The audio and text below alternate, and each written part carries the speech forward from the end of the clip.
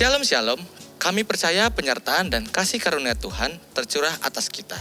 Memasuki minggu yang baru ini, pastikan ERC Family antusias dan inisiatif untuk mengikuti ibadah dan share setiap link pelayanan kepada teman, sahabat, dan saudara kita dimanapun mereka berada. Karena ibadah ERC Sawangan dilakukan secara hybrid. Ikuti ibadah onsite di GBI Sawangan dengan daftar ke ERC Phone Center di nomor 0817 190 197 atau scan barcode yang ada di layar Anda. Kami tetap menerapkan protokol kesehatan dan juga pastikan status vaksin di aplikasi Peduli Lindungi Anda berwarna hijau. Kabar baik untuk kita semua.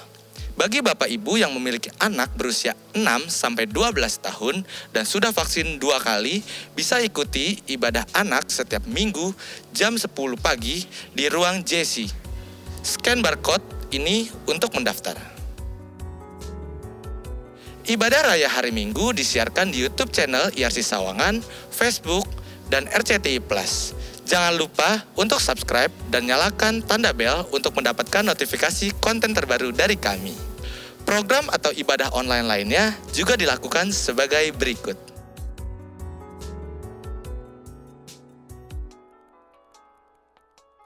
Program Anak Bertanya akan kembali tayang pada hari Senin, 11 April jam 6 sore di YouTube ERC Sawangan. Mari kembali berdoa dan menyembah bersama dengan kami di altar doa keluarga. Terlepas apapun masalah, pergumulan, dan apapun yang kita alami, hari ini Dia terlebih besar. Pada hari Rabu, 13 April 2022, jam 8 malam di YouTube ERC Sawangan. Podcast TSW Talk kembali hadir dengan pembahasan yang seru tentang parenting.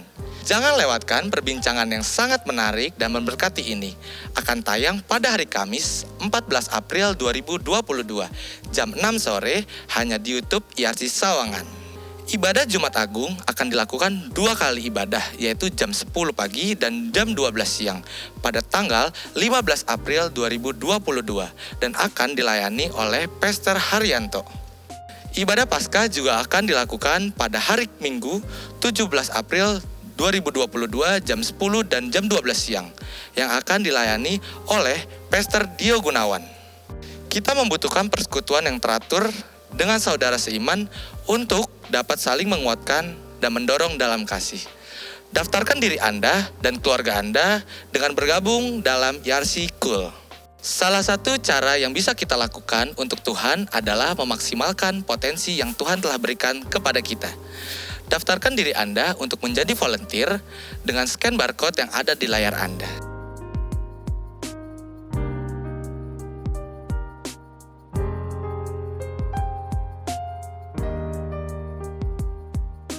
Mari persiapkan persembahan umum, perpuluhan, diakonia, dan ucapan syukur yang dapat dilakukan melalui transfer bank BCA atas nama GBI Sawangan dengan nomor rekening 3190 143961 atau dengan scan barcode yang ada di layar Anda.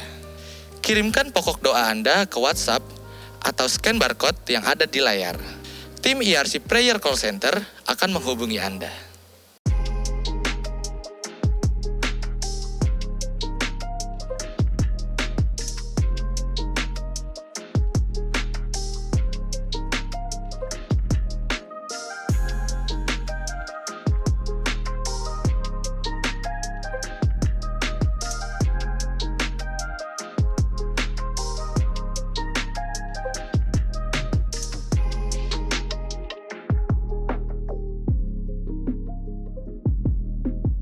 Untuk informasi lebih lanjut dan pelayanan ERC lainnya seperti pendaftaran, penyerahan anak, pendaftaran baptisan air, pendaftaran pelayanan pernikahan, dan KKJ, dapat scan barcode yang ada di layar Anda.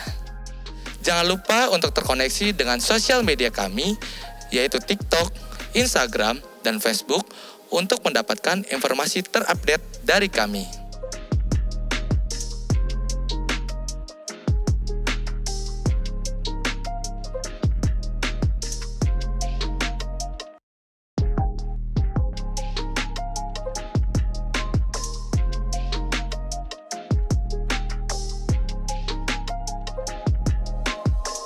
Demikian pengumuman minggu ini. Stay healthy and God bless you. Shalom URC family, selamat hari Minggu. Boleh saya lihat tangan-tangan yang siap untuk memuji menyembah Tuhan pagi hari ini. Mari kita bangkit berdiri sama-sama, kita akan berdoa sebelum kita mulai ibadah pagi hari ini. Perkenalkan, kami Undivided Worship, dan di ibadah ini kami akan melayani Bapak Ibu Saudara di Praise dan Worship. Kita akan sama-sama tinggikan muliakan nama Tuhan. Mari kita berdoa. Thank you Jesus. Terima kasih Tuhan Yesus. Bapak, kami bersyukur buat pagi hari ini Tuhan. Setiap pagi selalu baru kasih setiamu untuk setiap kami. Sebelum kami mulai ibadah ini, kami mau berdoa. Kami mau satukan hati kami, satukan suara kami, mengangkat doa kami untuk bangsa Indonesia pagi hari ini. Kami berdoa di tengah segala yang kami alami, di tengah segala yang bangsa Indonesia sedang alami. Mari biar Engkau Tuhan yang tetap berdaulat dan bertahta atas bangsa kami. Engkau yang tolong Bapak Presiden, Wakil, Menteri dan semua jajarannya Tuhan. Bahkan sampai pemerintah daerah. Berikan hikmat pengertian yang dari Engkau. Supaya mereka bisa memimpin bangsa ini dalam takut akan Tuhan. Kami juga berdoa untuk pemimpin kami Bapak Niko dan keempat wakilnya. Mari Roh Kudus, biar Roh-Mu itu yang terus memenuhi hidup Bapak Niko dan keempat wakilnya. Pakai lebih lagi untuk kemuliaan nama-Mu. Berikan kesehatan buat keluarganya juga Tuhan. Kami percaya Engkau yang pakai lebih lagi. Juga untuk gembala kami Bapak Risa dan wakilnya Tuhan. Engkau yang tolong Tuhan. Engkau wahyukan semua isi hati-Mu lewat hamba-Mu ini Tuhan. Biar segala yang hamba-Mu sampaikan, yang hamba-Mu lakukan di tempat ini, itu semua berasal dari Engkau sendiri, dari isi hati-Mu yang paling dalam. Engkau yang wahyukan, Engkau yang sampaikan. Juga buat keluarganya Tuhan, biar damai sejahtera-Mu, shalom, sukacita itu terus ada dalam hidup Bapak Riza, wakilnya dan keluarganya Tuhan. Juga buat jemaat di tempat ini Tuhan. Buat kami lebih mengenal Engkau lebih dalam lagi. Buat kami lebih mengerti kasih-Mu lebih dalam lagi. Pengorbanan-Mu, karya-Mu yang sempurna untuk setiap kami. Buat kami lebih lagi hidup di dalam kasih-Mu. Buat ibadah hari ini Tuhan. Ini acara-Mu, ini ibadah-Mu. Mari bergerak dengan bebas pagi hari ini. Sebab kami siap untuk terima yang besar, yang ajaib, yang dari Engkau pagi hari ini. Terima kasih Tuhan. Hanya di dalam nama Yesus Kristus.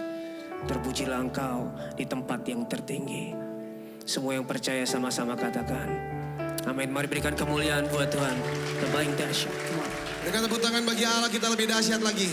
Mari yang bersuka cita boleh lambaikan tanganmu di tempat ini, sama-sama katakan haleluya. Sorak-sorai katakan haleluya. Tepuk tangan sekali lagi bagi Allah kita, come on. Allah sumber kuatku. Mari bertepuk tangan bagi Allah kita.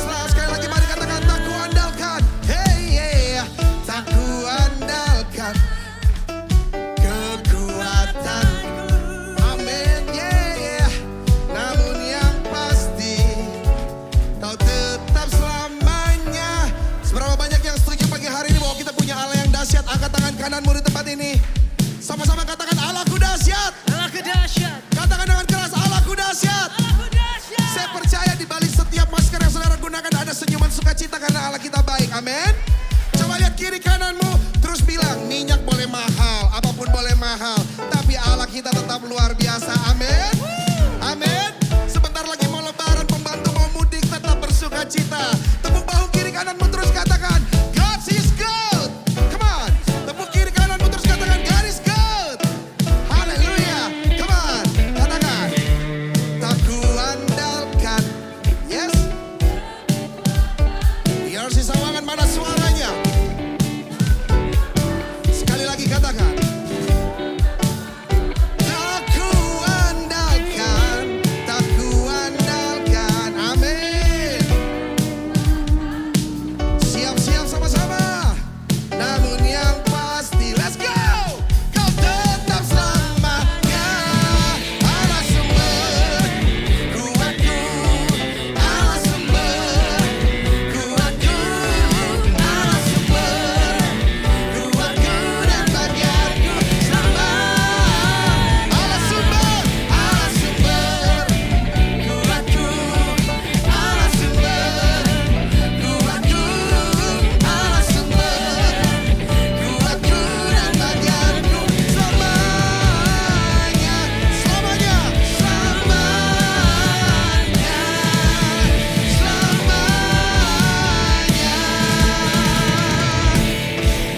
selamanya, untuk selamanya, selamanya.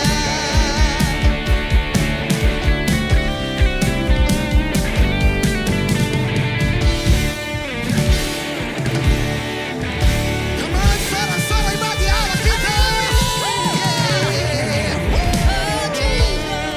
Masih semangat memuji Tuhan Bapak Ibu Saudara?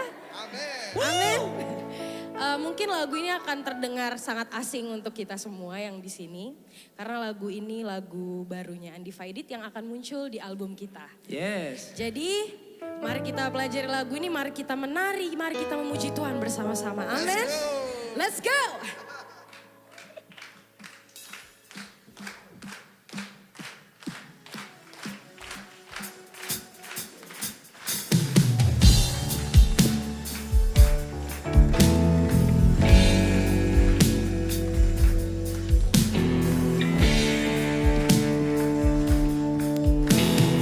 Layaklah kau Tuhan disanjung dan dipuji.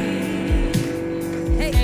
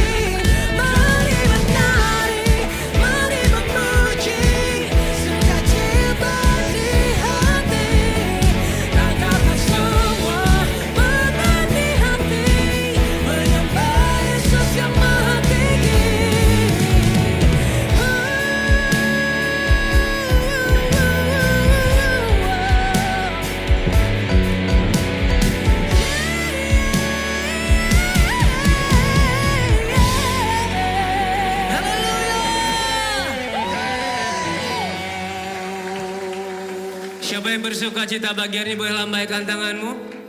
Amin. Lagu ini bilang mari menari, tapi saya belum lihat Bapak Ibu Saudara menari pagi hari ini.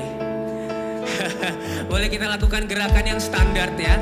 Kita angkat tangan dua-duanya. Bayangkan Bapak Ibu Saudara adalah wiper mobil saudara. Ya, kita akan gerak ke kiri, ke kanan yang kompak ya, ya. Masalah seperti hujan boleh datang. Tapi ketika ada sukacita, ada wiper yang akan membuat kita bisa terus melaju bersama dengan Tuhan. Amin. Boleh lambaikan tanganmu dua di atas, angkat yang tinggi. Jangan malu karena saya tahu semua sudah mandi pagi hari ini. Boleh lambaikan, ikutin saya ke kiri dulu ya. Hujannya masih rintik-rintik ini. 1, 2, 3. Mari menari. Come on. Sukacita di hati.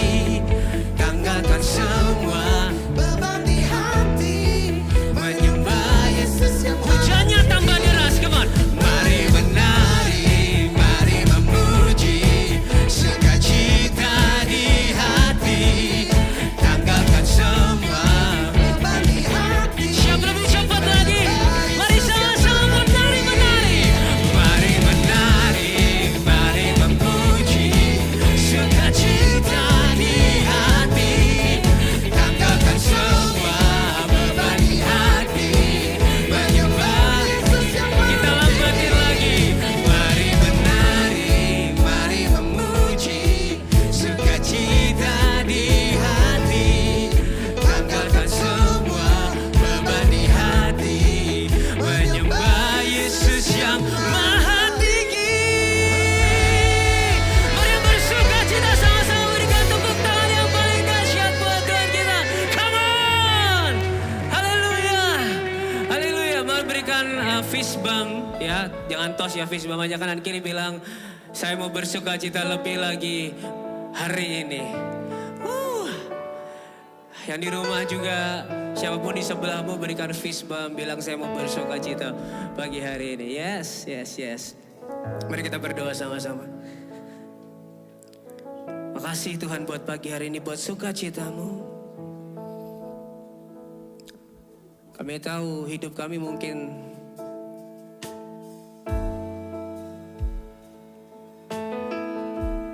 masalah itu pasti ada Tuhan. Tapi firman-Mu berkata kami bisa lebih dari pemenang. Itu bukan karena masalah kami sudah selesai atau kami bisa mengatasi masalah kami. Engkau bilang kami lebih dari pemenang karena Engkau mengasihi kami. Dan kami ini orang-orang yang dikasihi.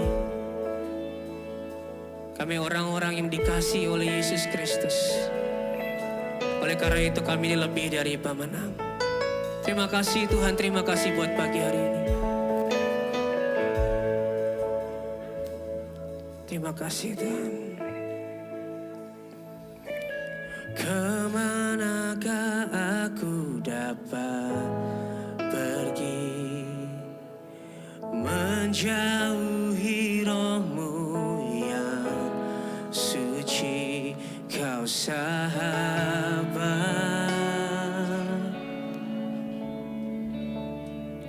dan Kau dekat.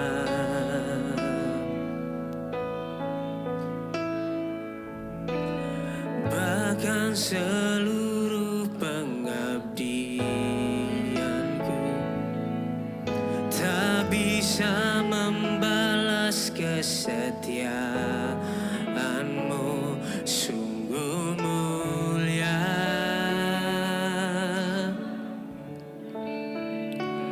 dan berharga. Mari biar ERC family sama-sama. Sungguh besar.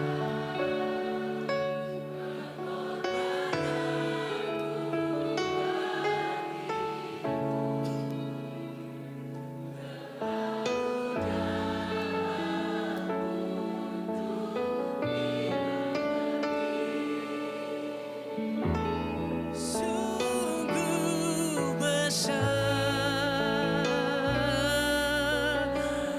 Oh, sungguh indah yang Kau pikirkan tentangku.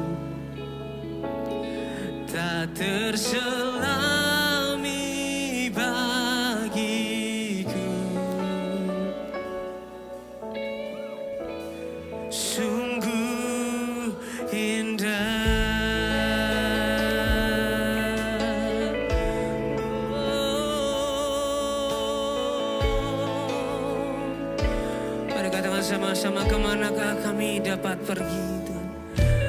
Kemanakah aku dapat pergi, menjauhi roh-Mu yang suci, Kau sahabat,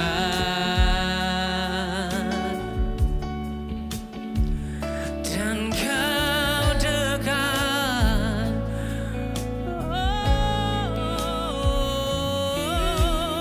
Bahkan seluruh pengabdianku tak bisa membalas kesetiaan-Mu, sungguh mulia. Oh, Kau setia dan berharga. Mari angkat suaramu, angkat tanganmu, katakan, sungguh besar pengorbanan-Mu bagiku, terlalu dalam untuk dimengerti. Sungguh besar, sungguh indah, Lord, yang Kau fikirkan tentangku, tak terselami bagiku. Sungguh indah, sungguh besar Tuhan, sungguh besar pengorbanan-Mu bagiku, terlalu dalam untuk dimengerti.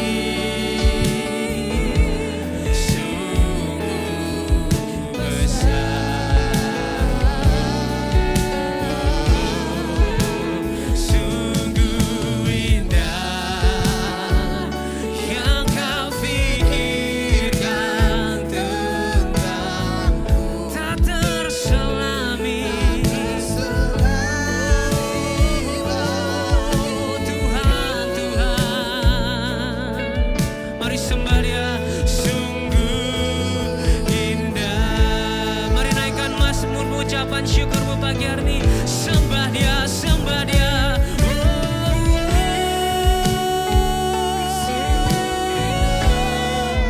Tak terselami kasih-Mu, tak terselami pikiran-Mu atas hidup kami, buat hidup kami.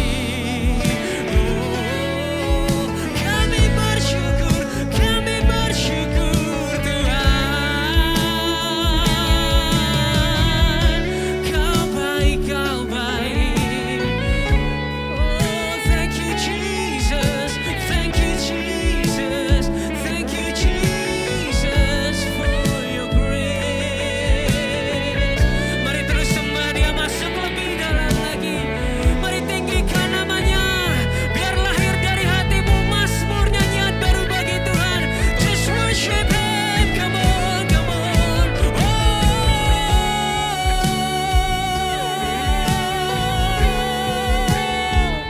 Kami bersyukur buat pengorbanan-Mu, kami bersyukur buat karya-Mu dalam hidup kami Tuhan. Karya yang sempurna, karya yang gak pernah terfikirkan oleh setiap kami Tuhan. Thank you Jesus, thank you Jesus, thank you Lord.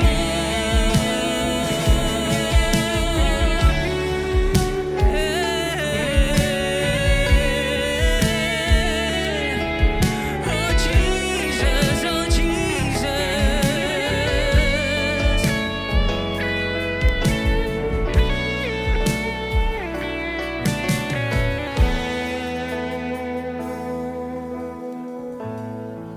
Thank you Lord, thank you Jesus. Saudara, seringkali kita berpikir, saudara, bahwa Tuhan itu bisa sewaktu-waktu meninggalkan setiap kita. Seringkali kita berpikir seperti itu, saudara. Tapi kemarin ketika kami berlatih lagu ini, Roh Kudus berbicara dalam hati saya.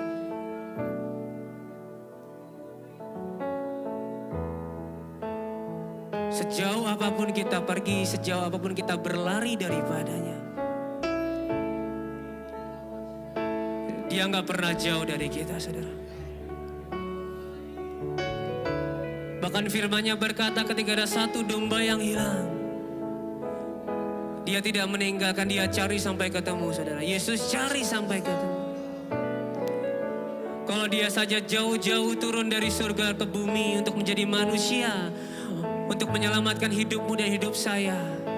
Jauh-jauh Dia datang menjadi manusia untuk berkorban bagi hidup kita.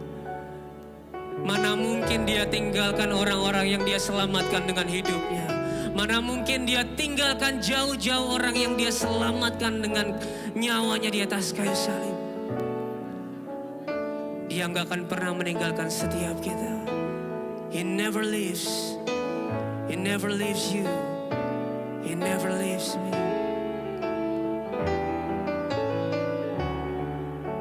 Dia ada bersama dengan kita.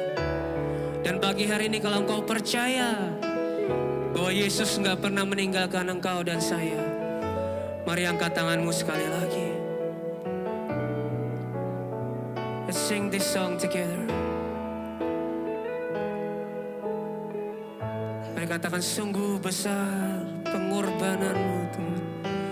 Sungguh besar pengorbananmu bagiku. Terlalu dalam untuk dimengerti. Sungguh besar, oh, sungguh indah yang kau pikirkan tentangku. Tak terselami bagiku. Sungguh indah, oh, sungguh indah, oh, sungguh indah.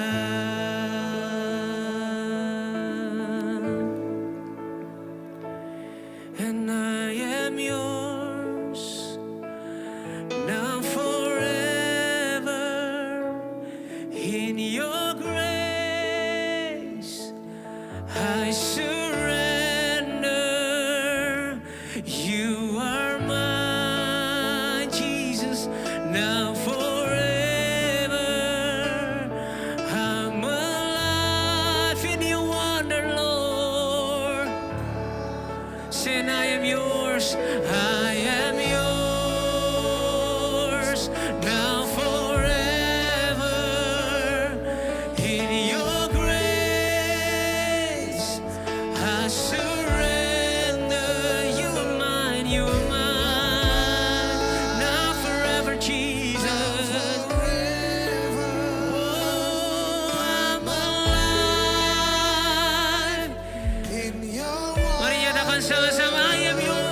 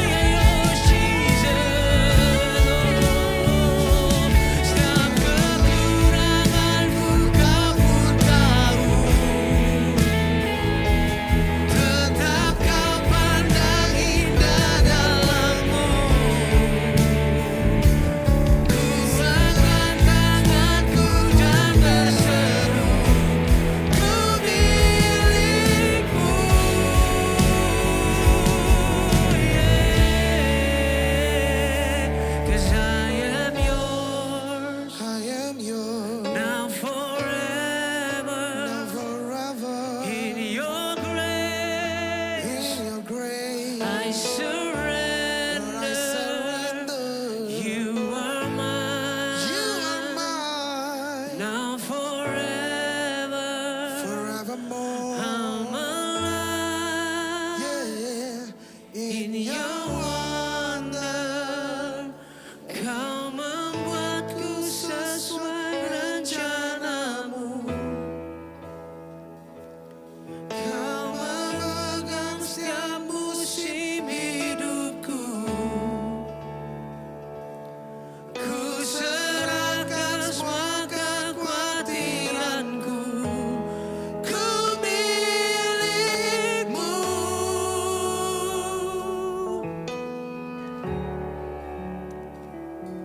Setiap kekuranganku kau pun tahu. Tetap kau pandang indah dalammu. Ku angkat tanganku dan berseru, ku milikmu.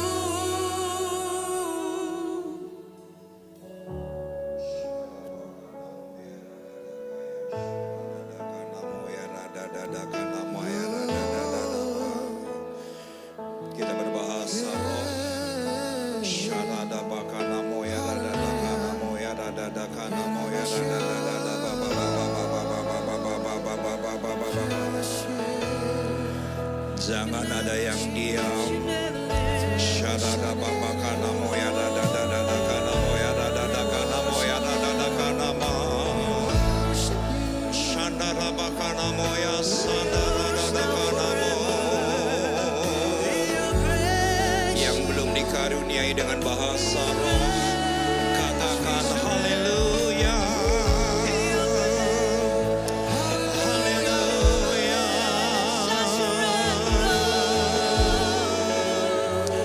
Yang di rumah-rumah, yang ibadah tatap layar berbahasa roh, Shandara kanamo.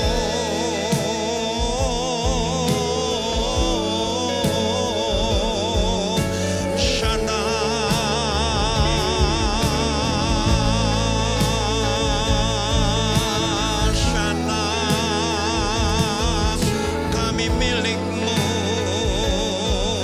kami milikmu, kami kepunyaanmu.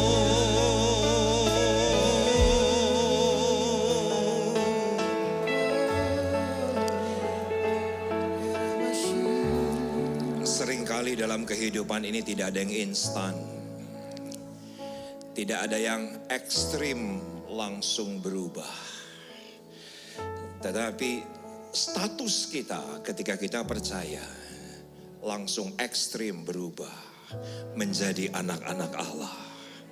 Menjadi instan berubah. Menjadi warga negara kerajaan sorga.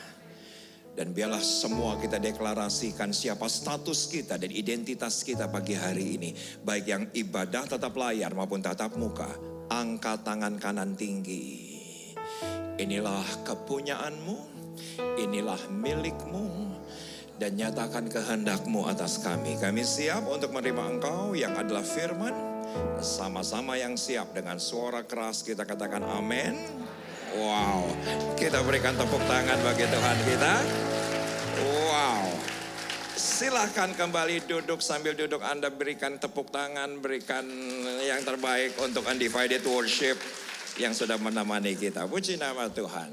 Teman-teman bisa ada di ruangan sebelah sana karena sudah terlalu penuh. Puji Tuhan. Yuk langsung kita buka Yehezkiel 14. Puji Tuhan. Saudaraku, saya berikan judul tema khotbah untuk bulan April ini. Kita memasuki bulan Jumat Agung, kita memasuki bulan Paskah. Dan saya berikan judul tema khotbahnya adalah derita itu bisa diprediksi. Saya berikan judul tema khotbahnya kesusahan itu bisa diprediksi. Saya berikan judul tema khotbahnya penderitaan itu bisa diperkirakan. Saudaraku, sekali waktu saya pernah berkhotbah di sebuah gereja di Senayan, jemaat induk daripada gereja kita. Saudaraku, saya berkata hidup itu seperti roller coaster, terkadang di atas, terkadang di bawah, kadang-kadang di luhur, kadang-kadang di handap. Katakan bersama dengan saya, kadang-kadang di luhur, kadang-kadang di handap. Jadi terkadang di atas, terkadang ke bawah. Saudaraku, saya beberapa menit kemudian saya terima salah satu pendetanya berkata, saya tidak setuju dengan pendapat Pak Riza. Tetapi rasanya dia sekarang setuju dengan saya. Kenapa? Sepakat nggak dengan saya, tidak ada seorang pun yang alami pandemi ini merasa ada di atas. Ekonon cicing wae. Siapa yang sepakat dengan saya, hidup itu seperti roller coaster. Terkadang di atas dan terkadang di bawah. Ya, iman kita berkata kita tidak pernah turun tapi kita naik. Ya, iman kita berkata kita tidak akan pernah jadi ekor tapi menjadi kepala. Tapi tolong perhatikan konteksnya itu soal ketaatan. Katakan ya. Bahwa ketaatan kita tidak akan pernah turun tapi naik. Iman kita tidak pernah jadi ekor tapi menjadi kepala. Itu konteksnya. Jadi seringkali kita melihatnya di luar konteks. Yang selalu konteksnya cuma uang melulu. Kesenangan melulu. Tetapi saya berani bilang bahwa derita itu bisa diprediksi. Tolong katakan ya. Buktinya apa saudaraku? Bukankah bulan April ini adalah bulan penderitaan? Tolong katakan ya. Saudaraku, kalau Katolik hari ini mungkin ada Rabu Abu, Kamis Putih. Kenapa mereka mengadakan itu semua? Yaitu untuk memperingati bagaimana penderitaan Yesus untuk Anda dan saya. Dan kalau Yesus menderita untuk Anda dan saya, berarti penderitaan itu bisa diprediksi. Ya, setuju? Ternyata kesusahan itu bisa diprediksi. Tetapi perhatikan slide berikut ini. Dan biarlah Anda foto slide berikut ini. Dan biarlah ini menjadi iman kita, pegangan kita. Jauh sebelum penderitaan itu datang, Kristus telah merancangkan yang baik untuk kita. Jauh sebelum kesusahan itu datang, Kristus telah memiliki rancangan yang baik untuk kita. Ini iman kita. Prediksi daripada kesusahan bisa saja datang. Prediksi daripada penderitaan bisa saja datang. Kita nggak pernah tahu saudaraku, ketika tanggal 15 Maret 2020, kita nggak pernah bisa ngerti. Tanggal 16 Maret 2020 kita bekerja di rumah, belajar di rumah, sekolah dari rumah. Kita tidak pernah tahu. Tapi sepakat gak dengan saya hari ini? Kita sepakat bahwa ternyata kesusahan bisa diperkirakan. Tapi Tuhan dari jauh-jauh hari sudah menyediakan yang baik untuk kita. Tepuk tangan bagi Allah kita. Tepuk tangannya fals. Berikan tepuk tangan yang lebih baik. Maaf saudaraku, kebaikan Tuhan tidak bisa diukur dengan naiknya Pertamax. Kebaikan Tuhan gak bisa diukur dengan susahnya cari minyak goreng. Kebaikan Tuhan jangan pernah diukur dengan keadaan dunia hari ini. Jangan pernah diukur. Ukurannya bukan karena minyak goreng naik atau tidak. Ukurannya bukan karena transportasi naik atau tidak. Ukuran kebaikan Tuhan melebihi itu semua. Itulah yang kita imani sampai hari ini. Immanuel, dia beserta kita, dia Ebenezer. Sampai detik ini dia menolong. Saya ingin lihat tangan-tangan yang ditolong Tuhan. Tepuk tangan bagi Allah kita. Wow. Setelah tolong perhatikan Yehezkiel sabaraha tadi teh 14. Kita akan bahas dari ayat yang ke-1 hingga dengan ayat yang kesekian sebetulnya. Tetapi saudaraku, highlightnya adalah perikop yang di bawah. Yaitu adalah dari ayat yang ke-12 dan selanjutnya. Tapi tolong perhatikan, Anda harus perhatikan. Sebentar sebelum ke sini, saudaraku, Yehezkiel 14. Tema besarnya adalah hukuman terhadap penyembah berhala-berhala. Saya mau bawa dulu Anda ke perikop ini. Sebentar, jangan dulu diperlihatkan. Hukuman terhadap penyembah berhala-berhala. Apa itu berhala? Yang menomorduakan Yesus itu adalah berhala. Sesederhana itu, tolong katakan ya. Yang menomorduakan Yesus. Ketika Anda menomorsatukan uang, berarti uang menjadi berhala. Ketika Anda menomorsatukan pelayanan, berarti pelayanan jadi berhala. Ketika Anda menomorsatukan gereja, sekalipun berarti gereja jadi berhala. Saudaraku, apa saja yang kita anggap nomor satu selain Yesus itu adalah berhala. Dan sepakat nggak dengan saya, Indonesia hari ini dengan kearifan lokal sudah terlalu banyak kliniknya.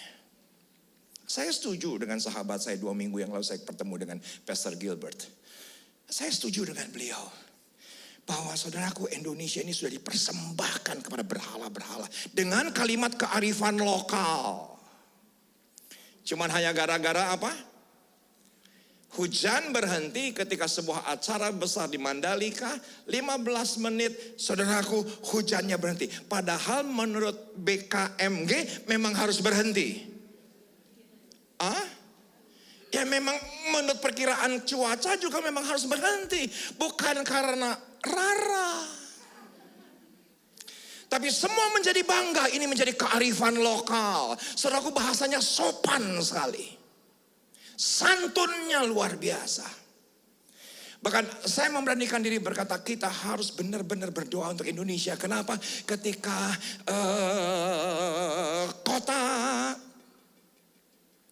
ibu kota negara, 34 provinsi, 34 yang namanya gubernur, membawa tanahnya dari daerah masing-masing. Ketika tanah itu diambil dengan kearifan lokal dan dikumpulkan di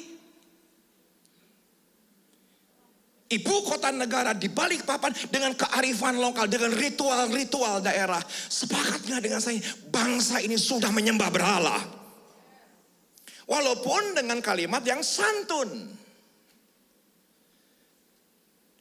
Saya begitu yakin doa kita tetap lebih berkuasa dibandingkan dengan kuasa-kuasa kegelapan. Oleh itu saya mengajak Anda untuk berdoa. Tetapi tolong perhatikan, ternyata kalau sedemikian rupa Tuhan izinkan segala sesuatu terjadi. Perhatikan yuk ayat yang ke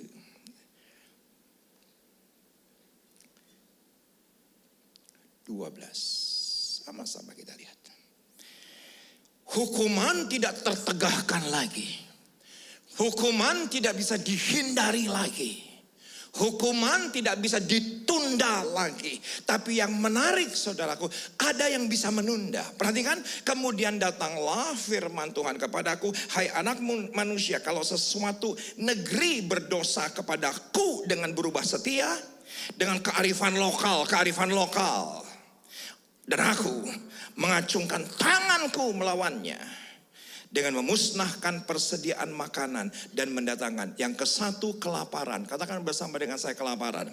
Saya berani bilang saudaraku, oleh karena jumlah penduduk yang tidak bisa ditahan, sedangkan sumber daya manusia, sumber daya alam yang terus menurun, cepat atau lambat akan terjadi kelaparan. Indikasinya sederhana, sumber dayanya turun, sedangkan jumlah manusianya naik. Ya gak sih? Pasti kelaparan terjadi. Dan sekarang sudah terjadi. Beberapa minggu yang lalu ada seorang ibu ngegorok. Katakan bersama, jangan bilang. Gak enak bahasanya. 3 anaknya digorok. Hanya berkata, aku gak ingin kamu kelaparan. Daripada kamu anakku kelaparan, aku gorok. Cuman karena satu kata, di sebuah daerah di Jawa Tengah, karena khawatir, karena kelaparan, saking miskinnya. Tapi perhatikan ayat yang ke-14. Biarpun di tengah-tengahnya berada ketiga orang ini. Siapa? Nuh, Daniel, dan Ayub. Mereka akan menyelamatkan hanya nyawanya sendiri karena kebenaran mereka, demikianlah firman Tuhan Allah. Saudaraku, istri saya berkata tadi malam kepada saya bahwa keselamatan itu individual. Tolong katakan ya. Saudaraku, ini orang beda zaman. Nuh jelas itu zaman purba. Daniel, saudaraku, ya benar, hidup pada zaman Yehezkiel. Tetapi yang namanya Ayub itu jauh lebih purba lagi. Karena semua kita mengerti Ayub adalah kitab tertua secara teologi dalam Alkitab kita. Sebelum kitab Kejadian, saudaraku, kitab yang paling tua adalah kitab Ayub. Mereka berbeda zaman, tapi ketiga orang ini harus jadi pola dalam kehidupan kita. Pertama, kelaparan. Yang kedua, ayat 15. Tapi jikalau aku membuat binatang buas berkeliaran di negeri itu, yang memusnahkan penduduknya sehingga negeri itu menjadi sunyi senyap, dan tidak seorang pun berani melintasinya karena binatang buas itu. Perhatikan ayat 16. Dan biarpun di tengah-tengahnya berada ketiga orang tadi, demi aku yang hidup, demikianlah firman Tuhan Allah, mereka tidak akan menyelamatkan baik anak-anak lelaki maupun anak-anak perempuan, hanya mereka sendiri akan diselamatkan, tapi negeri itu akan menjadi sunyi sepi. Sepakat nggak dengan saya sekarang binatang buas sedang berkeliaran? Saudaraku, perzinahan sedang berkeliaran, katakan dia. Homoseks lagi berkeliaran, LGBT sedang berkeliaran. Itulah binatang-binatang buas yang ada di sekitar. Kalau saudaraku kita buka diri, binatang buas akan memakan hidup kita. Binatang buas akan memakan semua yang baik yang ada dalam kehidupan kita. Binatang buas ini sekarang ada di mana-mana. Saudaraku, kalau saya nonton Netflix aja, selalu saja dalam sebuah film ada yang homo, ada yang lesbi. Kok seolah-olah mereka sedang membuka diri memamerkan bahwa inilah binatang buas yang sedang melanda dunia. Dan ternyata yang diselamatkan hanya 3 orang ini. Perhatikan, itu yang kedua. Ayat 17.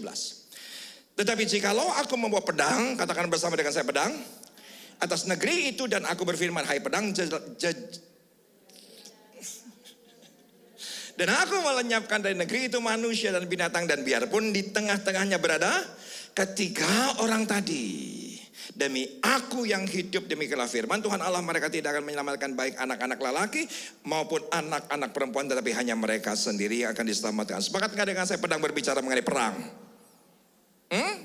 Dan sekarang perang sedang terjadi, dan saya minta maaf, saya bukan pengamat peperangan, saya bukan pengamat politik, tetapi kalau salah satu daripada rudal mereka nyasar saja, saudaraku, saya berani bilang perang dunia ketiga terjadi. Sekarang benar hanya Rusia dan Ukraina, tapi rudalnya Rusia mampir aja ke negara lain.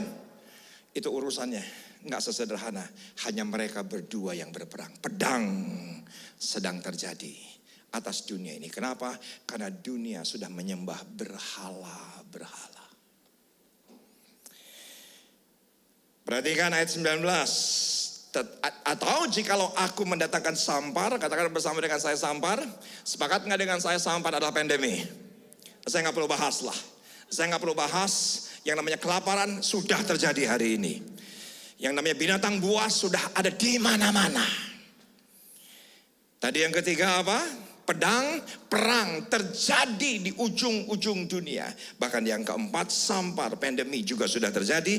Atau jikalau aku mendatangkan sampar atas negeri itu, dan aku mencurahkan amarahku atasnya, sehingga darah mengalir dengan melenyapkan dari negeri itu manusia dan binatang. Sepakat nggak dengan saya, ternyata penderitaan bisa diprediksi. Ternyata kesusahan bisa diperkirakan. Tetapi perhatikan ayat yang ke-20. Dan biarpun Nuh, Daniel, dan Ayub berada di tengah-tengahnya, demi aku yang hidup, demikianlah firman Tuhan Allah, mereka tidak akan menyelamatkan baik anak laki-laki maupun anak perempuan, melainkan mereka akan menyelamatkan hanya nyawanya sendiri karena kebenaran mereka. Yuk sama-sama kita baca ayat yang ke-21, 2, 3, ya. Ya, beginilah firman Tuhan Allah, jauh lebih dari itu. Kalau aku mendatangkan keempat hukumanku yang berat-berat, yaitu pedang, kelaparan, binatang buas, dan sampar atas Yerusalem untuk menyelamatkan daripadanya manusia dan binatang. Tapi kita bersyukur semua penderitaan manusia sudah ditanggung oleh penderitaan Kristus. Tepuk tangan bagi Allah kita. Tepuk tangan yang lebih baik bagi Allah kita. Dan perhatikan apa hubungannya sekarang Nuh, Daniel, dan Ayub. Itu yang dalam 1 bulan terakhir jadi pemikiran dalam kehidupan saya. Orang yang tidak pernah berjumpa karena dari berbeda zaman, berbeda era, Tapi apa hubungannya dengan Nuh, orang yang taat, orang yang takut akan Tuhan, hidup dalam kebenaran, pemberita kebenaran. Saudaraku, ratusan tahun jadi pengkhotbah. Apa hubungannya dengan Daniel, saudaraku, orang nomor 2 setelah Nebukadnezar yang punya excellent spirit. Apalagi daripada Daniel. Orang yang cerdas, bahkan lebih cerdas pada zamannya.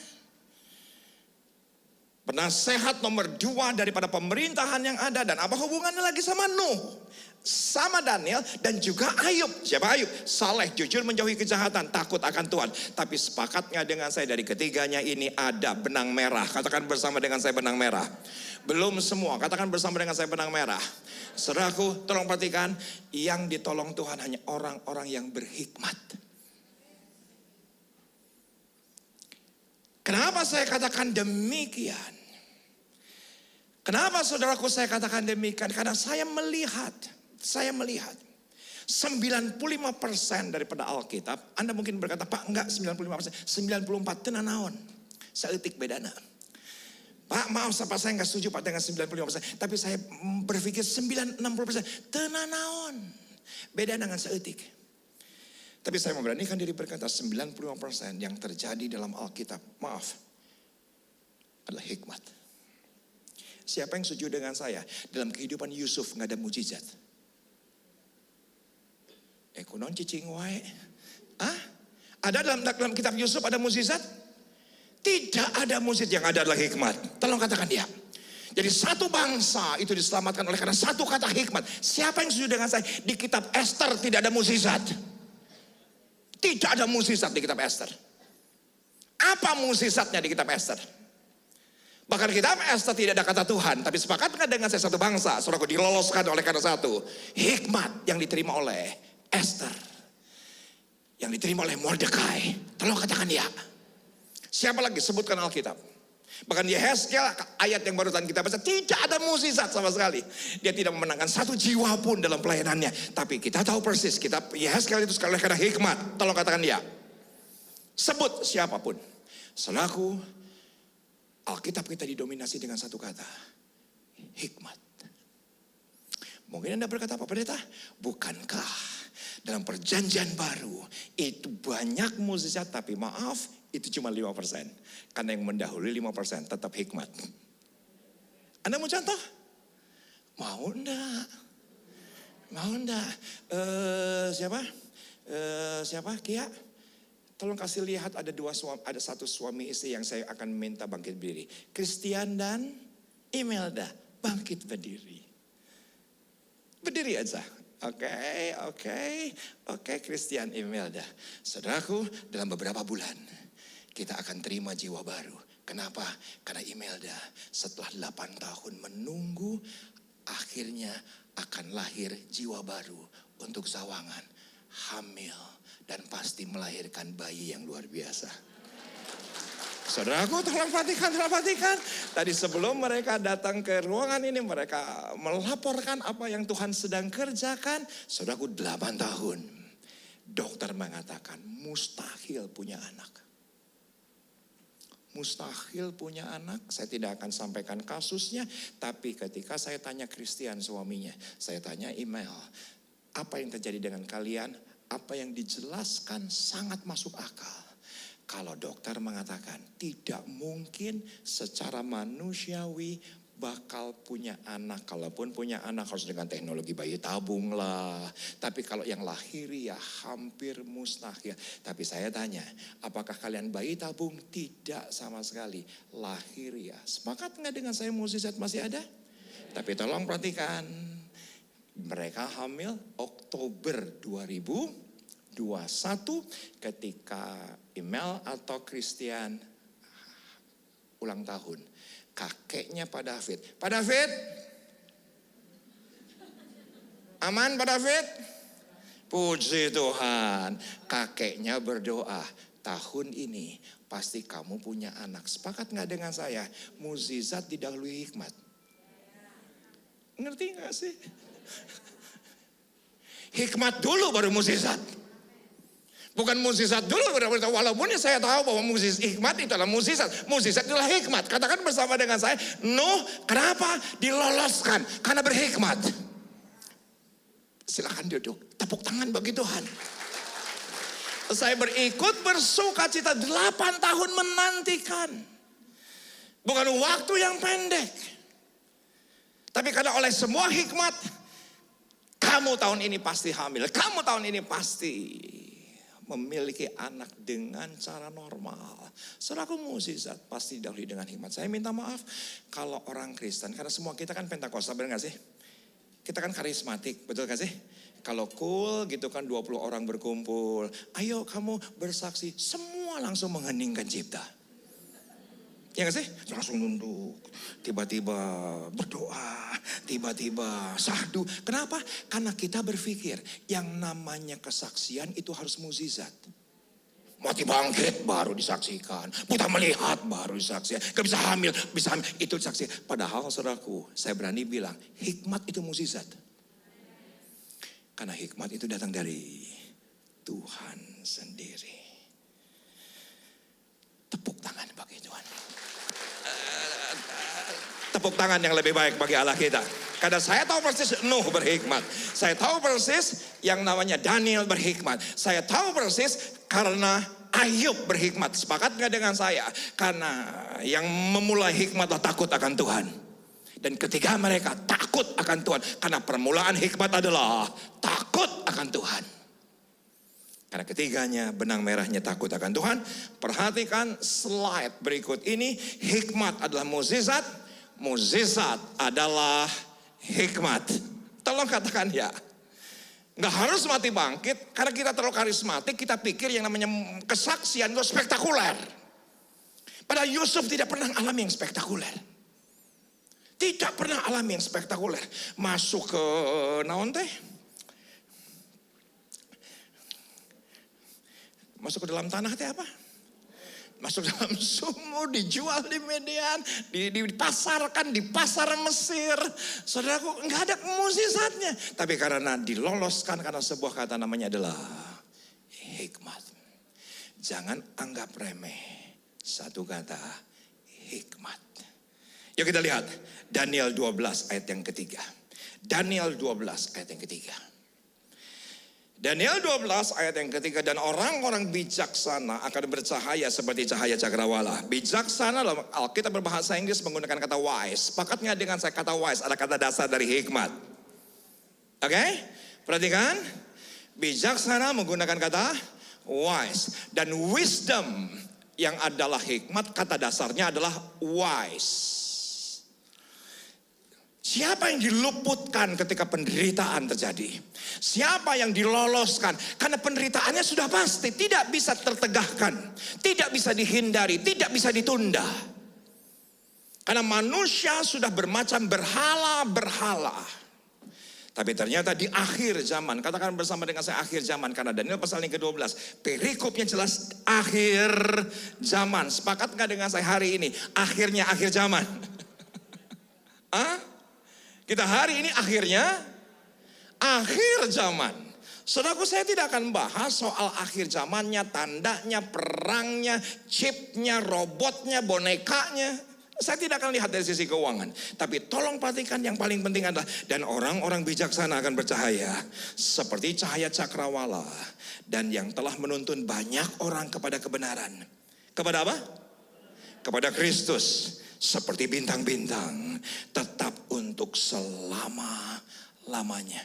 Saya minta Anda semua sepakat, jemaat ERC Family, slide berikut ini Anda harus foto. Slide berikut ini Anda harus foto. Menjelang second coming. Menjelang kedatangan Tuhan yang kedua kali. Fokus kita tetap kedatangan Tuhan yang pertama kali. Bisa nangkap enggak? Bisa nangkap enggak?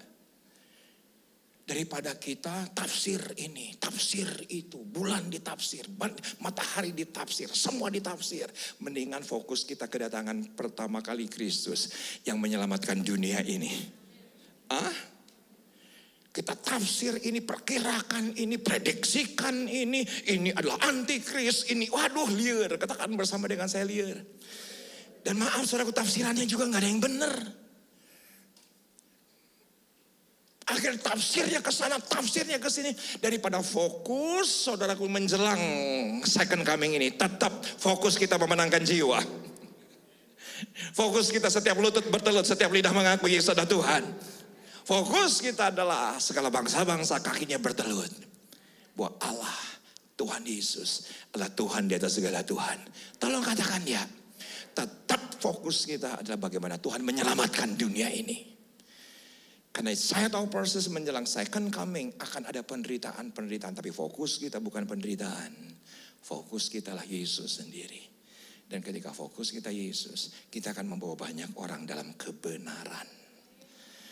Wow, tepuk tangan bagi Allah kita. Saudaraku, bagian yang terindah dari salah satu pelayanan pandemi, terus terang buat saya, dari begitu banyak kesulitan, saya berkata kepada beberapa orang dalam kesaksian saya bahwa 2020 gereja ini hancur. Gereja ini rasanya sulit untuk kembali bangkit. Sulit untuk kembali bangkit. Tapi saya mengucap syukur kepada Tuhan. Siapa yang sepakat dengan saya? Apa yang terjadi di depan sering kali Tuhan pakai sesuatu yang ada di belakang kita. Ini yang saya percayai. Pengalaman bersama dengan Tuhan di belakang kita Tuhan tetap pakai untuk kita bisa menang ke masa mendatang. Saudaraku, saya ini sekian belas tahun konsultan keuangan, bukan marketing. Tetapi konsultan keuangan. Yang namanya konsultan keuangan, saya diajarkan oleh bos saya tidak boleh bilang tidak. Katakan bersama dengan saya, tidak boleh bilang tidak. Pokoknya kumaha engke kudu lemah kudu bisa begitu. Jadi naon wenu yang diminta klien harus bisa gitu. Jadi saya tidak pernah berkata kepada calon nasabah saya nggak bisa, nggak mungkin, nggak bisa, nggak mungkin. Saya pakainya di depan klien selalu berkata bisa. Saya mengucap syukur mentalitas ini. Saudaraku, ketika pandemi, ketika semua orang bilang gak bisa, saya berpikir tetap bisa karena kita punya Tuhan. Karena kita punya Tuhan. Saudaraku, kalau banyak orang belum dia gak bisa, gak mungkin. Karena mungkin pengalaman hidup saya sekian tahun gak pernah bilang gak bisa, pokoknya bisa we heula, pokoknya liar mah kumangke. Katakan bersama dengan saya kumangke. Pokoknya melangkah aja dulu. Soal salah atau benar gimana nanti gitu bersama dengan Tuhan pasti tetap Tuhan tolong. Dan pada sebuah titik dari berbagai macam sektor pelayanan dalam pelayanan IRC, selaku yang paling berat yaitu adalah memutuskan. Yaitu adalah waktu bulan Juni ketika puncak-puncaknya COVID mengerikan sekali. Saudaraku, yaitu adalah pelayanan baptisan. Pelayanan baptisan buat saya bergumulnya luar biasa. Saya cuma berpikir kita punya kolam renang baptisan di belakang gereja ini. Berapa? 5x4 kalau gak salah. Saudaraku, kumaha cara nangka baptis jelema bener tuh. Manya kudu diasupkeun hiji, caina dikeluarkeun heula, disinfektan, diserompotan hiji-hiji gitu nya, hand sanitizer tuh kumaha tuh rek iraha anggeusna bener tuh. Tenang, saya akan terjemahkan. Saudara yang di pojok-pojok pikir ini bahasa roh. Saudara, sorry, aku tuh mikirnya susah sekali. Ketika Pak, ini udah sekian belas nunggu. Padahal itu baru Juni loh 2020. Itu kumaha carana. Saya cuma ingat saudaraku, setiap pagi saya itu berenang. Di Villa Dago, saya punya hikmat. Kita punya kebijaksanaan di Villa Dago. Saudaraku, Mas Andi, koordinator, Pak. Kapan kita bikin naon teh baptisannya? Saya langsung bilang jam 2 siang. Pak, panas. Saya langsung bilang kalau jam 10 pasti banyak orang kan gitu. Jadi tontonan orang, saya juga males. Dan apa yang terjadi kalau jam 4 sore pasti jadi tontonan orang. Saya berkata pokoknya hikmatnya jam 2 siang. Akhirnya jam 2 siang terkadang ada satu orang yang sedang berenang. Tenan naon. Ada yang satu lagi yang sedang berenang, tenan naon. Paling cuma 1-2 orang. Tapi kita tidak pernah menyangka itu hikmat. Saudaraku, bulan lalu. Ada satu bapak berkata, Pak Pendeta, saya memberi diri dibaptis selam. Kenapa? Karena Pak, saya melihat ketika saya sedang berenang. Bulan Oktober ada acara baptisan. Sepakat nggak dengan saya? Maaf, orang yang datang karena kebenaran, karena mimpi banyak. Didatangi Yesus banyak. Iya gak sih? Didatangi malaikat banyak. Didatangi pendeta banyak. Jarang saudaraku yang lagi berenang. Bisa nangkep gak sih? Tetapi hikmat itu akan membawa orang kepada first coming. Kepada kedatangan Tuhan kali pertama. Ya, karena kita tahu ini adalah second coming. Menjelang kedatangan Tuhan yang kedua. Tapi hikmat itu akan membawa kita, dan banyak orang yang bercahaya kebenaran. Dan saudaraku, saya mengucap syukur. Kemarin tanggal 2 April, saudaraku, ada seorang ibu dan berkata, Pak Riza, saya adalah suami, saya adalah istri dari suami saya yang bulan lalu dibaptis, ngelihat gereja ini berenang. Katanya begitu ya kan. Jadi sambil berenang, lihat saudaraku, satu jiwa bawa jiwa yang lain. Saudaraku, saya tanya, adakah yang menginjili? Tidak ada. Adakah yang memberitakan Yesus? Tidak ada. Cuman karena berenang dan lihat, dia cari tahu ini acara apa. Gitu ceritanya. Ketik tanggalnya acara di Villa Dago, ternyata di sosmed bahwa itu adalah Heaven's Party. Kita menyebutnya ibadah baptisan kita adalah pesta daripada sorga. Dan ternyata mereka cari tahu, nah pestanya ada di Villa Dago, kan begitu ya kan. Katanya di sorga, kan gitu ya kan. Dan akhirnya mereka cari tahu, setiap lutut berterut, setiap lidah mengaku Yesus adalah Tuhan. Yang penting menjelang second coming, fokus kita tetap first coming. Tolong katakan ya. Menurut saya itu adalah hikmat. Saya tutup di sini.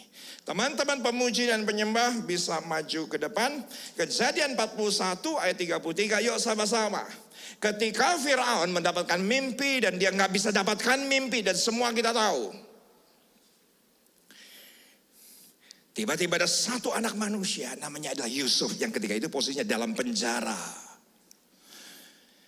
Dan ketika semua orang melihat bahwa sulit sekali untuk mengartikan mimpi ini.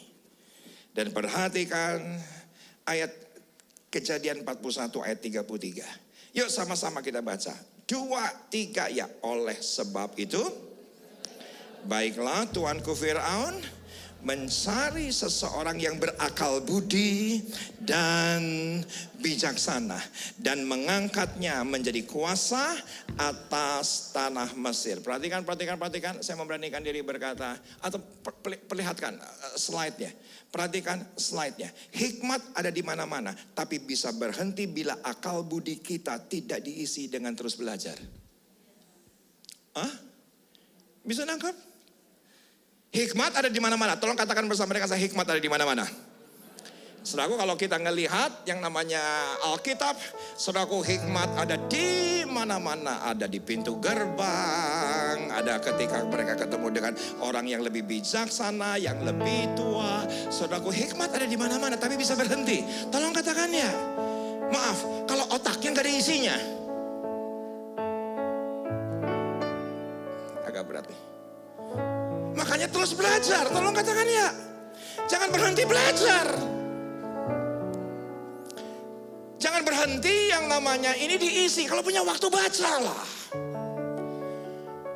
Kalau punya waktu belajarlah. Hikmat ada di mana-mana, tapi bisa berhenti kalau saudaraku nggak ada isinya. Saya berdoa saudaraku, di tengah-tengah kesulitan sekalipun. Sekarang kita sudah akan kembali normal. Tapi selagi kita punya waktu, kita mau terus belajar. Karena akal budi ini harus diisi.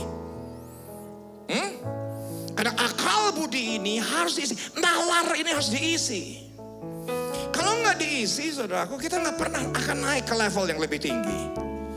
Tapi kalau kita mau naik terus ke level lebih tinggi, seperti Daniel, Nuh, dan Ayub. diloloskan dari penderitaan, diloloskan daripada kesusahan, saudaraku, haruslah berhikmat.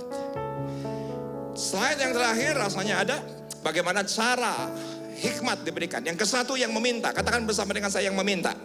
Belum semua, katakan bersama dengan saya yang meminta. Tolong penting atau penting kata yang itu kualifikasi. Yang artinya kualifikasi. Tolong katakan ya. Siapa? Yang meminta. Artinya yang punya kualifikasi, yang suka minta hikmat. Cepat saja. Karena semua Anda mengerti ayatnya pun Anda bisa temukan di kitab Yakobus. Yang kedua, hikmat Tuhan diberikan kepada yang takut akan Tuhan. Karena permulaan hikmatlah takut akan Tuhan.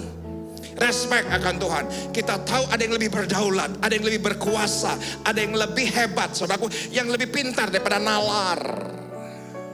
Itulah takut akan Tuhan. Tapi saya tahu persis ada lagi yang ketiga.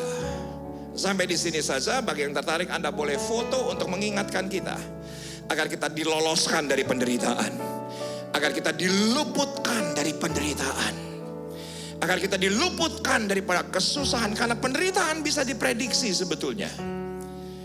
Hikmat Tuhan diberikan kepada Nuh, Daniel dan Ayub. Karena benang merahnya adalah mereka berhikmat. Dan yang ketiga, yang bergaul dengan firman Tuhan. Yang bergaul dengan firman Tuhan. Ketika Anda bergaul dengan firman Allah, ketika Anda berbicara mengenai self-talk Anda mengenai firman Allah, self-discussion saudara mengenai firman Allah. Ketika apa saja yang kita katakan, sepakat gak dengan saya? Yang paling sering berdiskusi dengan diri kita, diri sendiri. Hah? Paling sering berbicara dengan diri kita sendiri. Yang paling sering, saudaraku, berkomunikasi dengan diri kita sendiri. Dan biarlah apa yang kita katakan adalah firman Tuhan. Karena kita senantiasa bergaul dengan firman. Karena apa saja yang kita katakan kepada diri kita, siapa yang sepakat dengan saya? Karena Tuhan kita bukan di sana. Tuhan kita ada di sini. Sama-sama kita bangkit berdiri. Puji Tuhan, sama-sama. Saudara diberkati Tuhan. Dan semua jemaat Tuhan yang mengikuti ibadah ini tetap layar, Anda boleh ketik di live chat saya diberkati. Dan langsung di live chat dan ketik mukjizatlah hikmat. Hikmat adalah mukjizat itu sendiri. Angkat tangan kanan Anda. Tuhan, mulialah namamu di bumi ini, namamu diagungkan di bumi. Kemuliaanmu di surga mengatasi bintang. Betapa mulia namamu Tuhan. Kita pujikan dari awal. Tuhan, mulialah namamu di bumi ini, namamu diagungkan di bumi. Kemuliaanmu di surga mengatasi bintang. Betapa mulia namamu Tuhan. Angkat tangan lebih tinggi.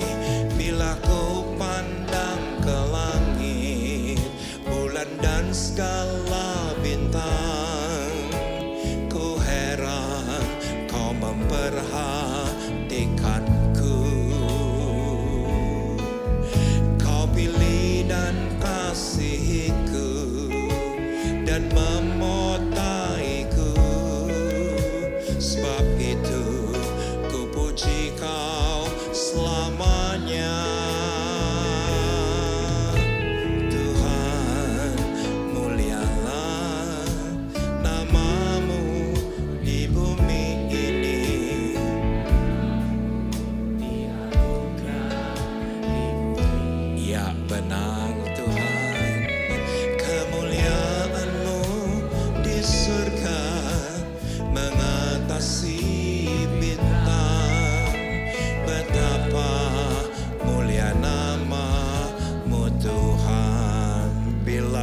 pandang, bila ku pandang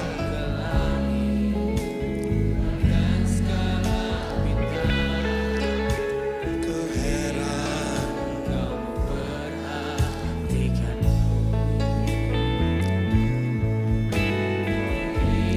kasihku memahkotaiku, ku butuh, ku puji kau selamanya. Sekali lagi Tuhan, mulialah Namamu di bumi, namamu, diagungkan di bumi. kemuliaanmu di surga, Mengatasi bintang, betapa mulia namamu Tuhan. Syarabakana moya radada baya syarada baba baba barada dada baba baba baba baba baba baba baba. Saudara berkata di hadapan Tuhan, biarlah nama yang keempat yang diluputkan adalah namaku sendiri. Selain Nuh, Ayub dan Daniel, yang keempat adalah namaku sendiri. Dan saudara berkata, aku meminta hikmat hari ini. Anda yang berkata demikian, angkat tangan kanan tinggi-tinggi di hadapan Tuhan. Anda berkata di hadapan Tuhan, aku minta hikmat hari ini. Syadaba, syadadadakanama, radadadakanama, radakanama, radakanama, radakanama, radakanama, radakanama, radakanama, radakanama, radakanama. Minta, syadadadababadadababaya, radadakanama, radakanama. Tapi saya juga berkata, aku mau minta roh takut akan Tuhan. Syadaba, radadadakanama, radakanama, radakanama, radakanama, radakanama, radakanama. Dengan terus belajar, dengan terus rendah hati, biarlah kami terus penuhi hidup kami dengan firman Tuhan.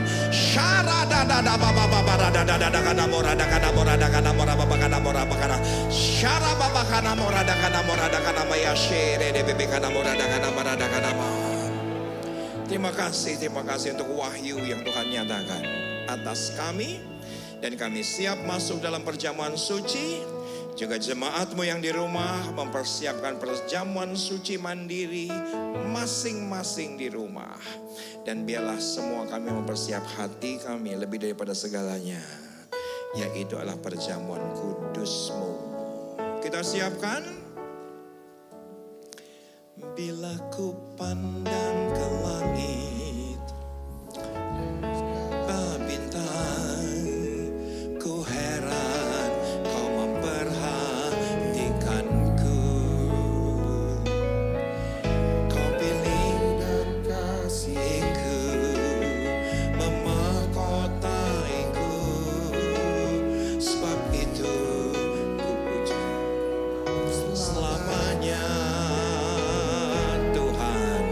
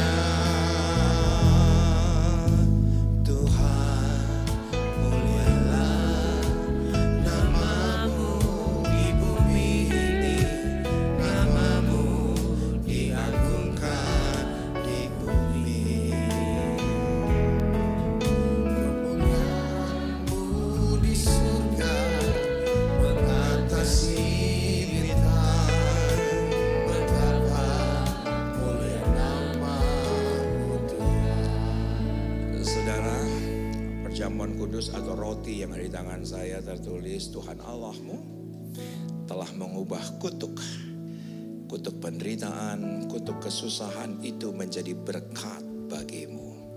Siapa yang sepakat dengan saya ketika fokus kita lah first coming? Ketika Tuhan datang kali pertama untuk menebus dosa manusia, kutuk digantikan dengan berkat. Yuk sama-sama kita angkat roti kita tinggi-tinggi.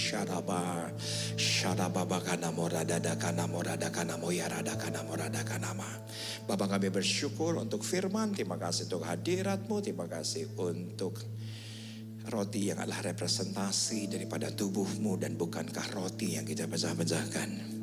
Ini adalah persekutuan kita dengan Kristus. Mari kita makan bersama-sama di dalam nama Yesus. Puji nama Tuhan.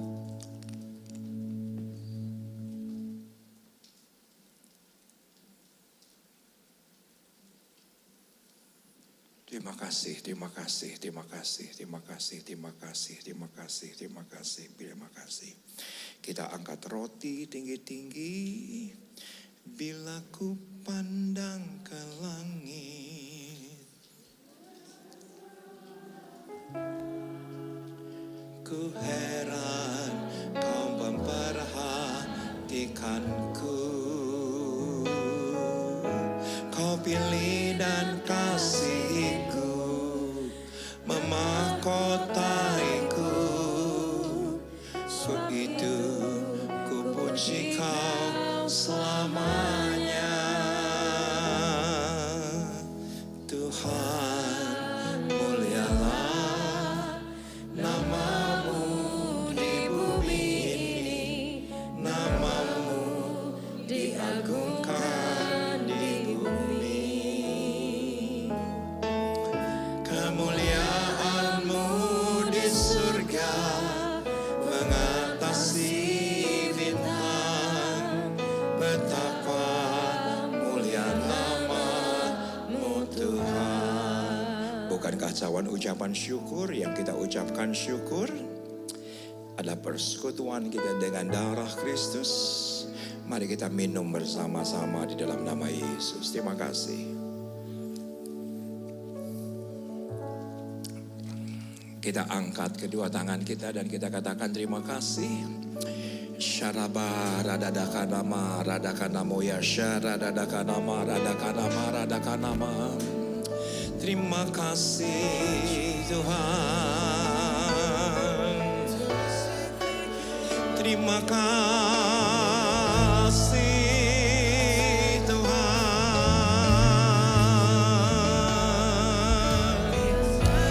Terima kasih Tuhan. Sungguh indah pengorbananmu bagiku. Terlalu dalam untuk dimengerti. Sungguh besar,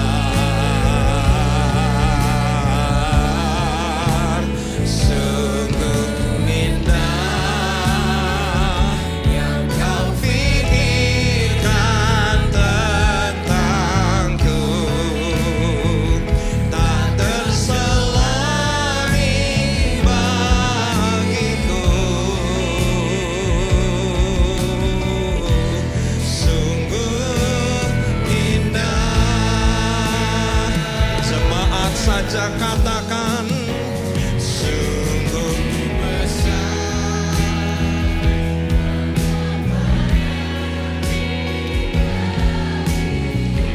Wow.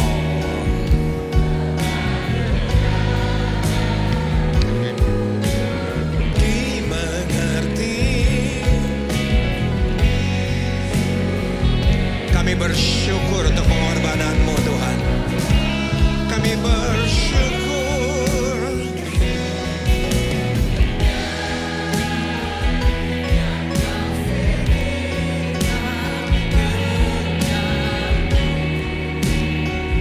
Bagiku.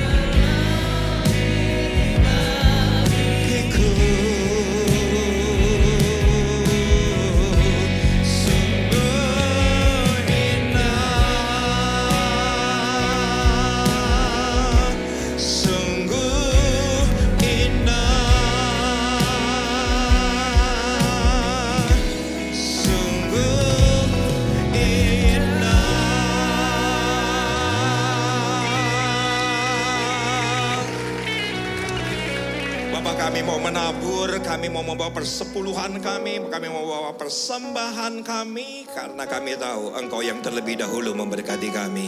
Engkau yang terlebih dahulu mengasihi kami. Engkau yang terlebih dahulu memberkati kami. Dan biarlah ini menjadi penyembahan kami, sukacita kami dan ucapan syukur kami. Kami memberi dengan sukacita. Sama-sama yang bersukacita dengan suara keras kita katakan Amin. amin. Wow. Silakan kembali duduk. Sungguh pengorbananmu bagiku terlalu dalam untuk dimengerti. Sungguh besar,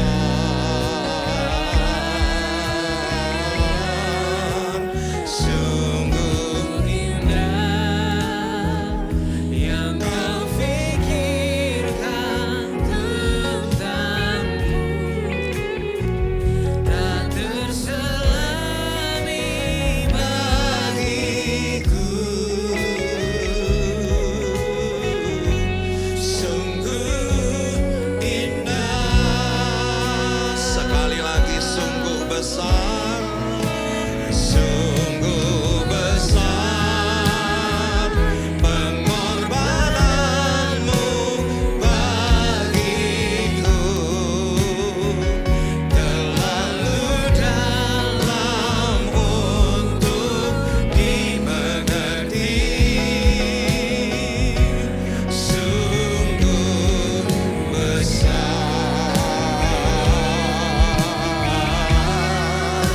sungguh indah yang kau fikirkan tentangku.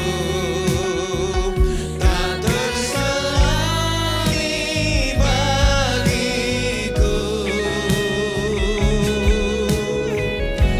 Sungguh indah. Sekali lagi sambil bangkit berdiri. Sungguh besar pengorbananmu bagiku. Terlalu dalam untuk dimengerti. Sungguh besar, sungguh indah yang kau fikirkan tentangku. Tak terselami bagiku. Sungguh indah, sungguh indah, sungguh indah. Sekali lagi, sungguh indah.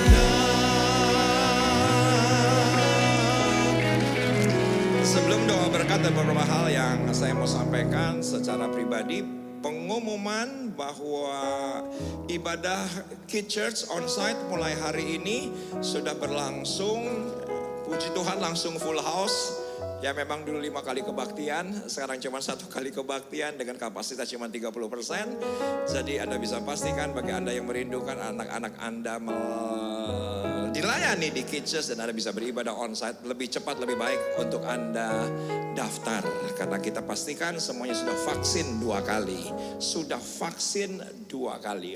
Dan melihat dari perkembangan 1 bulan terakhir setelah ibadah umum selalu full house, didoakan saja ibadah untuk umumnya akan ditambah lagi 1 kali kebaktian. Semuanya oke? Sukacita? Oke. Jadi ini ibadah umum yang hari ini jam 10 akan dipecah menjadi jam 9 dan 11. Agar Anda tidak punya pilihan kecuali memecahkan diri sendiri.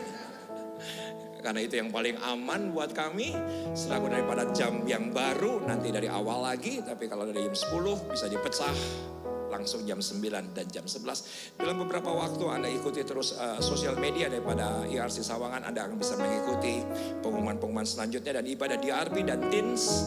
Saudaraku, itu akan menjadi jam 5 sore. Jam 5 sore saya sengaja untuk memisahkan mereka. Tidak lagi rendengan, katakan bersama dengan saya rendengan. Dengan ibadah umum.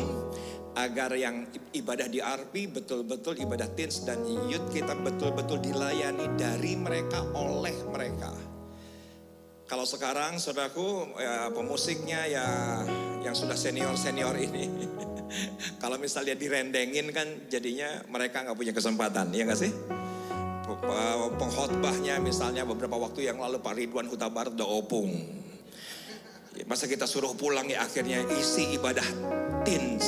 Ya pokoknya pantas gak pantas dipantasin aja.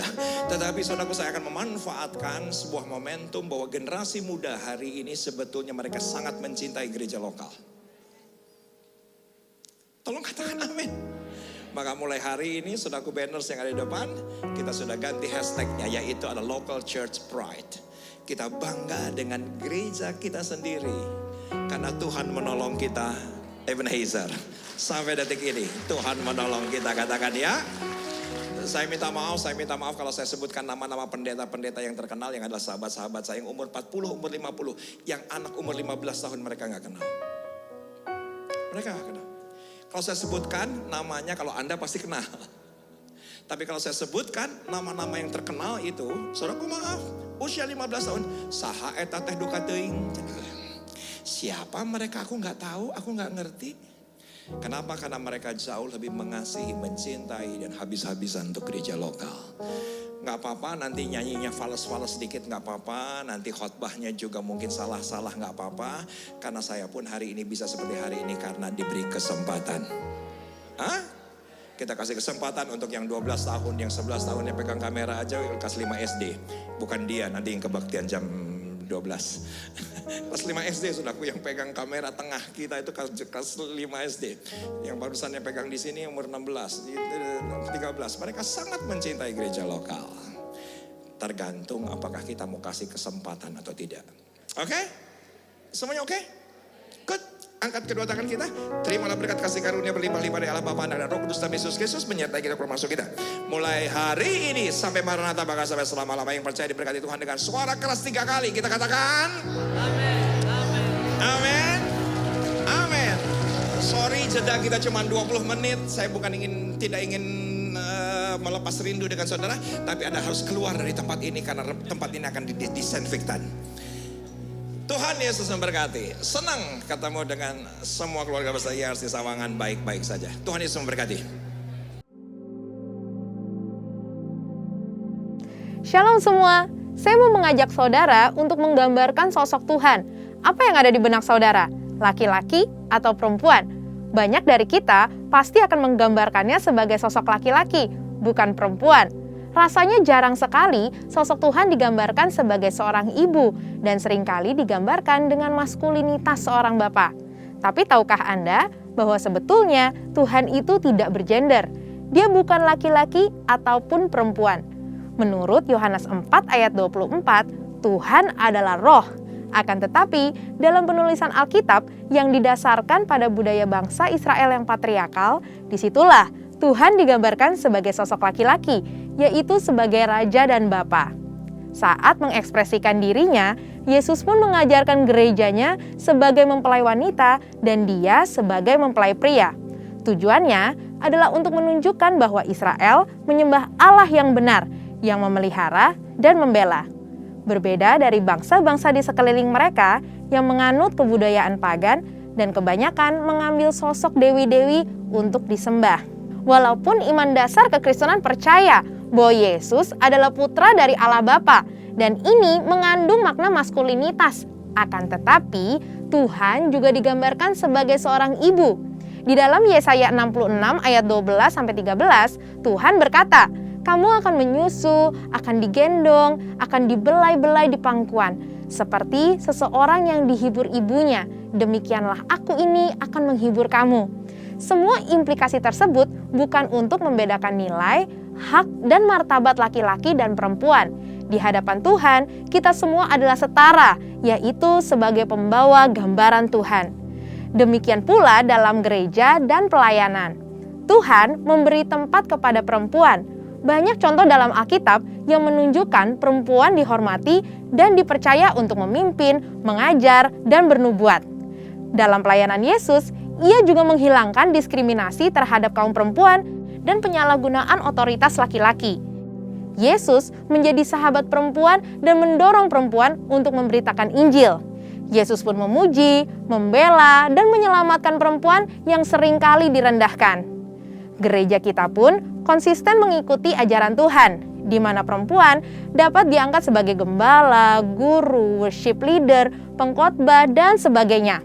Mungkin ada yang bertanya, kemudian bagaimana dengan ayat yang tertulis dalam 1 Timotius 2 ayat 9-15 yang sepertinya mengharuskan perempuan berdiam diri, dilarang mengajar, dan tidak boleh berdandan?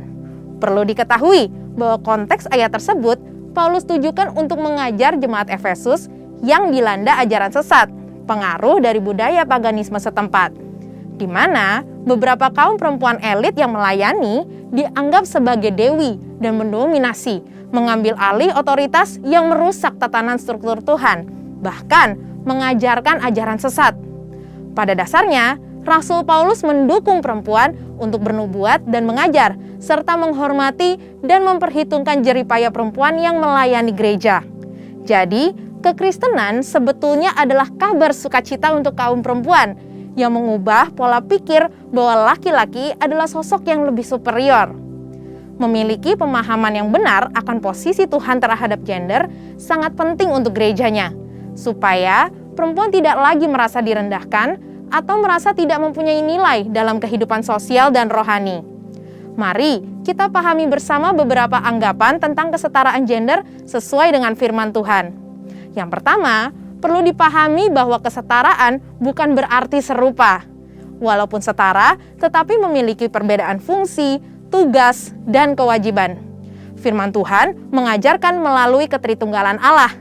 Secara esensi, tiga pribadi ini adalah Allah sendiri, namun memiliki fungsi masing-masing. Seperti dalam karya keselamatan, Bapa berfungsi untuk merencanakan keselamatan. Anak melaksanakannya melalui salib dan kebangkitannya. Dan Roh Kudus mewujudkannya melalui kelahiran baru. Begitupun dengan kesetaraan laki-laki dan perempuan. Walaupun memiliki hak manusiawi yang sama, namun memiliki fungsi dan kewajiban yang berbeda, khususnya dalam pernikahan. Laki-laki dengan maskulinitasnya sebagai kepala yang berkewajiban memenuhi kebutuhan keluarga dan memberi perlindungan. Sedangkan perempuan dengan karunia lemah lembutnya berfungsi sebagai penolong yang memelihara keluarganya dan membantu mewujudkan rencana keluarga. Yang kedua, pahami bahwa penundukan diri tidak menjadi tanda nilai status yang lebih rendah. Umumnya, dunia memiliki pemahaman ketika seseorang tunduk pada otoritas yang lebih tinggi, artinya orang tersebut punya nilai status lebih rendah. Padahal nyatanya, penundukan diri adalah ekspresi ketaatan dan penghormatan. Meskipun Yesus sama derajatnya dengan Bapa, Ia tetap tunduk pada perintah Bapa dan menjadi satu kemuliaan bagi Allah. Perempuan sebagai penolong laki-laki bukan berarti lebih rendah derajatnya. Justru sebagai penolong yang sepadan dan melengkapi gambaran Allah yang utuh. Dan yang terakhir, penghargaan perempuan tidak berasal dari status jabatan yang sama dengan laki-laki. Sesuai dengan Amsal 31 ayat 10 dan 29, seorang ibu rumah tangga Tuhan beri penghormatan yang tinggi dan tetap mempunyai nilai yang hakiki di hadapan Tuhan. Ini sejalan dengan prinsip Tuhan dalam mempercayakan perempuan untuk melakukan pelayanan dalam tubuh Kristus, yaitu gerejanya. Saudara, untuk penjelasan lebih lengkapnya dari tim teologi kami, silakan untuk buka link yang ada di atas atau scan QR Code yang tersedia. Tuhan Yesus memberkati.